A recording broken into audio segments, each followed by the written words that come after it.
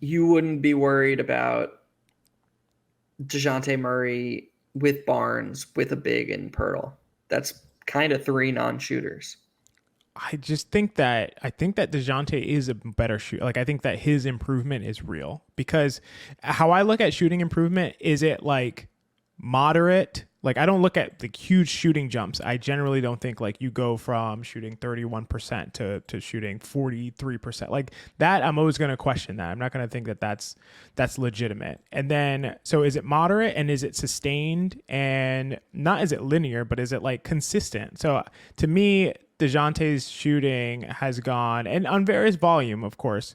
He's shot 37%, 32%, 33%, 34%, this year 37%. Like that's real to me. Like he's gotten a little bit better every season. His free throw shooting has improved as well, 79, 79, 83, 86. Like it's to me all of that is kind of correlated in ways that you would expect to see a guy like slowly improve their shooting from their early 20s to their late 20s.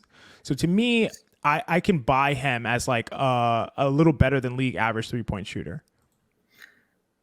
So, do you think that even though we both agree that RJ Barrett's current 3 point percentage isn't sustainable, do you believe there has been some improvement and that him finishing the season in that same range, 37, 38% would be 30, 36, 37% would be reasonable? Oh, reasonable for sure. I thought you were gonna say expected. So reasonable, absolutely. I think that would be reasonable. Expected, I'm not sure because RJ Barrett's is one of those cases where the shooting jumps around a ton, right? So he starts out 32%, spikes all the way to 40% in the bubble season, drops back down to 34%, drops down further last year to 31%. Right now, obviously a spike to 42%. Like I don't know. I don't have an expectation really. I would love to see it level out at around 37 and that be the shooter that he is. I think that that'd be great. 37, 38. I think that'd be amazing. I don't really have a clear expectation, but it's too sporadic for me to feel like confident about like, yeah, he's probably this kind of shooter. Yeah, I was finding an analogy there because the free throw shooting, in my opinion, is pretty clearly improved. Yeah. Yeah. I Um, do look at free throw shooting as far as like, if I think a guy is like a player is a real, has made real improvements in the shooting. And yeah, RJ has definitely improved his free throw shooting. But RJ also has these like stretches, these random stretches where he shoots really well.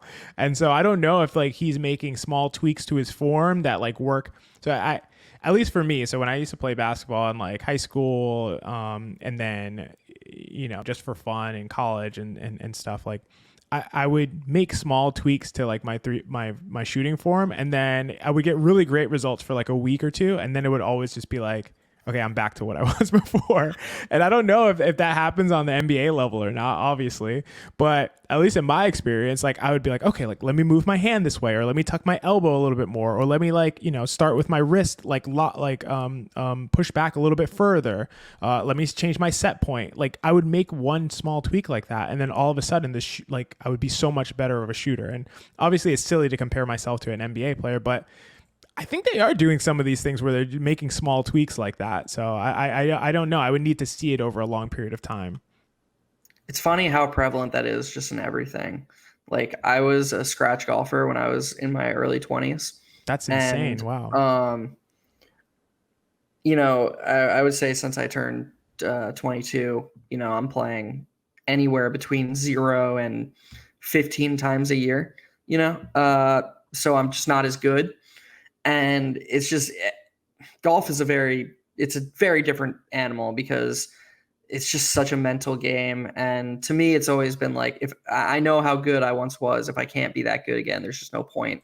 Like I can walk out on the course right now and be, a six through an eight, with no practice. So that's good enough for me. But my point is that I've had stretches where I've been like, okay, I'm going to try to get back to what I once was. And I've made like the smallest tweak in my swing. And the immediate results are always amazing. And like for a week, I'm just striping the ball. Yeah. And then I'm just back to what I was. And I'm like, wait a second, what happened here? Like, why isn't this working anymore? And It's like I'm still doing it. What's going on? Yeah.